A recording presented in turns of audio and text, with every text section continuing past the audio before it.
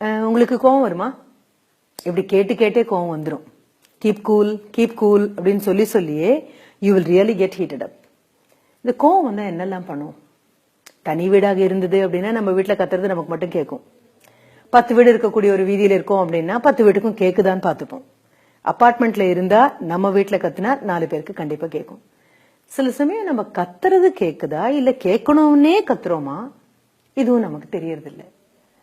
கத்தி முடிச்சு வெளியில வந்ததுக்கு அப்புறம் கொஞ்சம் கூச்சமா இருக்கும், கொஞ்சம் வெக்கமா இருக்கும். வாயை விட்டு வார்த்தை வெளியில போயிடுச்சு அப்படின்னா இந்த உதடையும் பல்லையும் நாக்கையும் தாண்டி வார்த்தைகள் வெளியில சிந்தியாச்சுன்னு வைங்களேன். ஏதோ குடிச்ச தண்ணி கீழே சிந்திச்சுன்னா தொடக்கிற மாதிரி அது இல்ல, வெளியில விழுந்த வார்த்தைகளை கையால எடுத்து மறுபடியும் வாயில போட்டு மெல்ல முடிஞ்சா எத்தனையோ நல்லா இருக்கும், எத்தனையோ பேர் மென்னு முடிச்சிருப்போம். பல நேரங்களில் பேசி முடிச்சதுக்கு அப்புறம் சொல்லுவான், ஐயோ ஐ நெவர் மென்ட் இட், நான் அப்படியெல்லாம் நினைக்கவே இல்லப்பா, ஏதோ ஒரு வேகத்துல சொல்லிட்டேன், அது அப்படியே உங்க மனசுல படாத இடத்துல பட்டுடுச்சு, காயம் பட்டுடுச்சு அப்படின்னு. வள்ளுவன் கிட்ட கேட்டீங்கன்னா நாவினால் சுட்ட வடு ஆறாதே அப்படின்னு சொல்லிட்டு போயிடுவாரு. How you ever tried? முயற்சி பண்ணி பார்த்திருக்கீங்களா இந்த கோவத்தை கட்டுப்படுத்துறதுக்கு? இந்த கோவம் வரும்போது ஏன் கத்துறோம் அப்படின்னு. குழந்தைங்க நம்ம கத்துறத பார்த்துட்டே இருக்கும். கத்துனா மத்தவங்க பயந்து அடங்கி போறதையும் பார்க்கும். நாளைக்கு அதே ஆயுதத்தை கையில எடுத்து தானும் கத்தும், நம்மள அடக்கும். அதே நம்ம 4 பேர் முன்னால கத்துவோம் தெரிஞ்சது அப்படின்னாலே அடுத்த நிமிஷம் பக்கத்துல இருக்கவங்க எல்லாம் பயந்து போயிருவாங்க. கொஞ்சம் கூட நாகரிகம் இல்லாம 4 பேர் முன்னால கத்திடுவாருப்பா அப்படின்னு. குழந்தைங்களும் வீட்டுக்கு யாராவது வந்தா அவங்க முன்னால கத்தி நமக்கு கொஞ்சம் வெட்கத்தை ஏற்படுத்தும். அது எப்படி கத்தல் வருது, இந்த கோபமும் கத்தலும் எப்படி கூட கூட போகுதுன்னு பாக்கலாமா? ஒரு முனிவர் வந்துட்டு இருந்தாராம். வந்து ஒரு பெரிய ஆசிரமத்துக்குள்ள வராரு. அவருடைய சீடர்கள் தாங்க இருக்கிறவங்க. ஒரு 15-20 பேர் இருப்பாங்க. காய்ச்சி மூச்சுன்னு கத்திட்டு இருக்காங்க. ஒருத்தர் கழுத்துல ஒருத்தர் கை மாறி ஒருத்தர் கழுத்தை பிடிச்சுக்கிட்டு கொன்னுற மாதிரி கொலவெறியா இருக்கு. இவர் வந்து கூவுறாரு, பேசுறாரு, ஒத்தத்திரியா தட்டி திருப்புறாரு. யாரும் திரும்புறதே இல்லை. அப்புறம் கொஞ்ச நேரத்துக்கு அப்புறம் எல்லாரும் தாங்களே அமைதியாய் திரும்பி பாக்குறாரு. இவங்க அத்தனை பேருக்கும் ஆசிரியராக இருக்கக்கூடிய அந்த துறவி, அந்த முனிவர் என்ன பண்றாரு அப்படின்னா, என்ன ஆச்சு இப்படி கத்துன்னு கத்துறீங்க, உங்களுக்கு என்ன பிரச்சனை அப்படின்னு. உடனே சொல்றாங்க, அது கோவம் வந்துருச்சு. அதனால கோவம் தானே வந்தது, கோவம் வந்தா குரல் எதுக்கு உயருதுப்பா அப்படின்னு. இந்த கோவம் வரும்போது என்ன ஆகுதுன்னு தெரியல, குரல் தன்னை போல உயர்ந்துருது. இப்போ ஒரு ரொம்ப அமைதியா சொல்றாரு. சரி, ஏன் இந்த கோவம் வர்றதுக்கும் குரல் உயர்றதுக்கும் என்ன சம்மதம்னு பாக்கலாமா? முதல்ல இந்த கோவம் என்ன பண்ணும் தெரியுமா? 2 பேருக்கு மனசுக்குள்ள இருக்கக்கூடிய அந்த இடைவெளியை இன்னும் பெருசாக்கும், கொஞ்சம் அகலமாயிடும். இப்ப நமக்கு என்ன தோணும் அப்படின்னா, கத்தி பேசினாதான் உங்க காதுல விழும் அப்படின்னு தோணும். கொஞ்ச நேரம் ஆகும்போது இன்னும் அகலமாகும், இன்னும் கொஞ்ச நேரம் ஆகும்போது இன்னும் அகலமாகும். எந்த நபர்கள் கிட்ட நெருக்கமா நின்னுட்டு பேசிட்டு இருக்கோமோ அந்த நபர்கள் கிட்ட இருக்கக்கூடிய அவங்க மனதுக்கும் உங்க மனதுக்கும் இடையில இருக்கக்கூடிய 1 அடி 2 அடி அது கூட இல்லாத அந்த சின்ன தூரத்தை உடனடியாக மிகப்பெரிய கடக்க முடியாத அளக்க முடியாத தூரமாக விலக்கி கொடுக்கறது கோவம் தான்.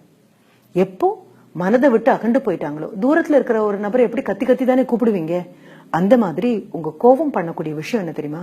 2 மனங்களை விலக்கிடும். அதனால்தான் நம்மள அறியாம குரல் இந்த அளவுக்கு கத்தி வெளியில வருது அப்படின்னு சொல்லிட்டு அவங்களுக்கு ஒரு மாதிரி கூச்சமா இருந்தது எல்லாருக்கும். அடுத்து நெருங்கிய நண்பன், அவங்ககிட்ட எப்படி பேசுவீங்க? ரொம்ப மென்மையா பேசுவோம். சரி, ரொம்ப புரிதல் உள்ள நபர், மென்மையா பேசணுங்கிற தேவை இருக்கா? இல்ல, பக்கத்துல இல்லாட்டாலும் ஒரு கிசுகிசுப்பா பேசி முடிச்சிருவோம். சரி, அதுவும் போக அந்த நபர் உங்களுக்கு நல்லா தெரியும், மனசு நிறைய அன்பு இருக்கு அப்படின்னு என்ன பண்ணுவீங்க? பேச்சுக்கு ஏதாவது தேவை இருக்கான்னு? இல்ல, பேச்சுக்கு தேவையே இல்லை, கண்ணால ஒரு பார்வை பார்த்தாலே போதும், பேச வந்ததெல்லாம் முடிஞ்சு போயிடும் அப்படின்னு சொல்லி அந்த மாணவர்களே சொல்றாங்க. அந்த ஆசிரியர் காமிச்ச அதே தான் நான் உங்ககிட்ட திருப்பி காண்பிக்கிறேன். காலவேளை அவசரத்துல குழந்தைகிட்ட கோவம் வரும்போதோ, கணவன் கிட்ட கோவம் வரும்போதோ, இல்ல நம்ம சொன்ன வேலையை செய்யாத நம்மளுடைய சபார்டினேட் சக ஊழியர் மேல கோவம் வரும்பொழுதோ, கோவம் முதல்ல பண்ணக்கூடிய மிக திறமையான உங்களுக்கும் எனக்கும் கண்ணுக்கு தெரியாத ஒரு செயல் என்ன தெரியுமா? தூரத்தை அதிகப்படுத்துறது. 2 நபர்களுக்கு நட்பு ரீதியாக பக்கத்துல இருக்கக்கூடிய நபர்களுக்கு இடையில மிகப்பெரிய தூரத்தை, கடக்க முடியாத தூரத்தை உருவாக்க கோவத்தால முடியும். உங்களுக்கு அது என்னைக்குமே புரியாது, அது நீங்க கண்ணால கூட பார்த்ததில்லை. ஒரு பொருளை உங்க முன்னால வச்சிருக்கோம், அதை உங்களை விட்டு நகர்த்தி வைக்கிறோம், இது கண்ணால பார்க்கக்கூடிய செயல். ஒரு புத்தகத்தை உங்க முன்னால வைக்கிறேன், அதை நகர்த்தி வைக்கிறேன், இது உங்க கண்ணால பார்க்கக்கூடிய செயல். உங்க கண்ணால பார்க்க முடியாத செயல் என்ன தெரியுமா?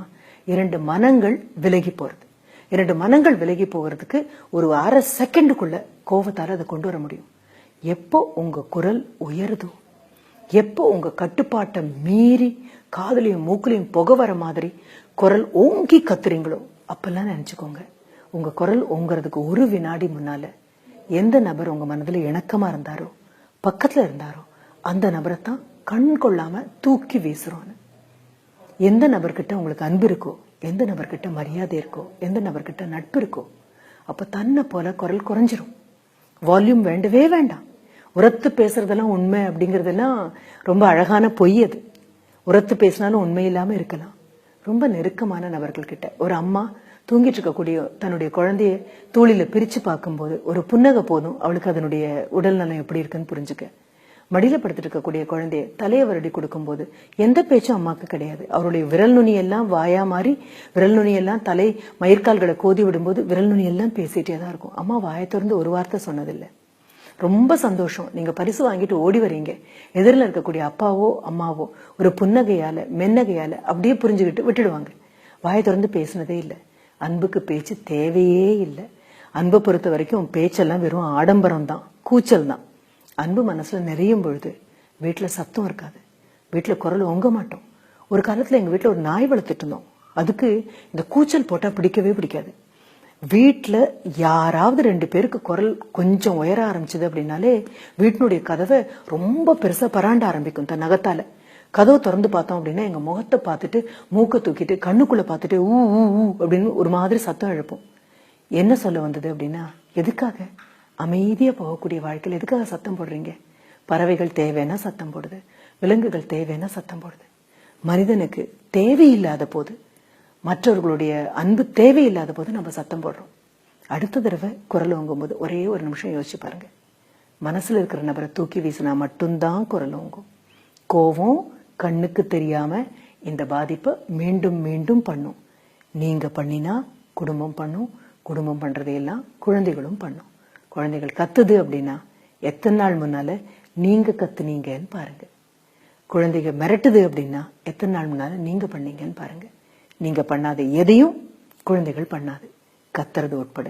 இனி மென்மையா பேசி பழகலாமா? நமக்கு ரொம்ப தேவை மென்மைதான். மென்மையா பேசினாலும் என்ன பேச முடியும்?